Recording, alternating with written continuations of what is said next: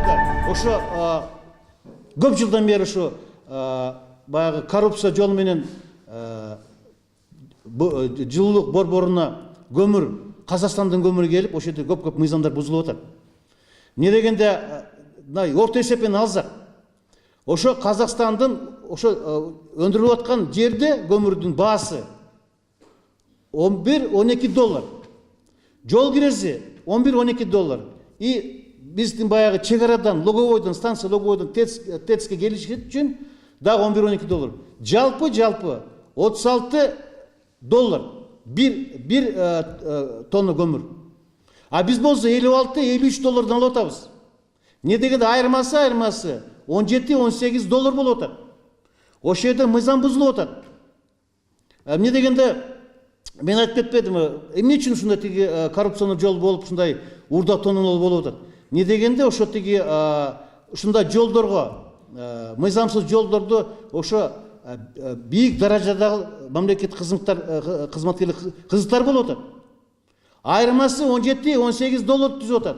Мен ошону тиги конкурстук комиссиянын мүчөсү катары мен суроо бердим. Эмне үчүн силер өзүңөр барып ошо Шабыркөл болобу, тиги Майкуба болобу, ошол жерден өндүрүп аткан көмүрдү өзүңөр барып сатып албайсыңар деп суроо бердим. Алар айтып атат, Казакстандын көмүр өндүрүүчүлөрдүн мекемелери бизден ошо 100% акчаны төлөп бергиле, астын алды төлөп бергиле деп бизден талап кылып атат депчи. Шабыр көмүрү менен могу ошо рассвет азыркы бүгүнкү күндө көмүр 500 миң тонна көмүрдү азыр тиги ТЭЦ жылуулук борборунан алып келип ташып алып келип атат. Ошону келишибиз мен карап чыктым изилдеп. Не дегенде айда жазылып атат. Ар бир партияга деп 100% астын төлөгүлө деп. А бир партия бул 3-4 миң тонна эле. Мен ошо тиги АО станциянын жетекчилерине айттым. Эмне үчүн сиз сатып албайсыңар? Мен алдап атат. Айтып атат, алар биз 100% төлөмдү бизден талап кылып атат. Төлөп бергенде көмүр беребиз деп. А мен айттым, бу жерде жазылып турбу? А мен сизде 3 миң тоннага, 4 миң тоннага көмүрүңөр акчаңар жетпейби депчи. Биз каяктын көмүрүн колдонуп атабыз? Азыр Бишкекте азыр көбүнчө тиги Казакстан көмүрүн колдонуп атат. Мен дегенде 500 миң тонна. Кыргызстанга көбүнчө азыр тиги Каракеченин көмүрүн өзүңөр билесиңер.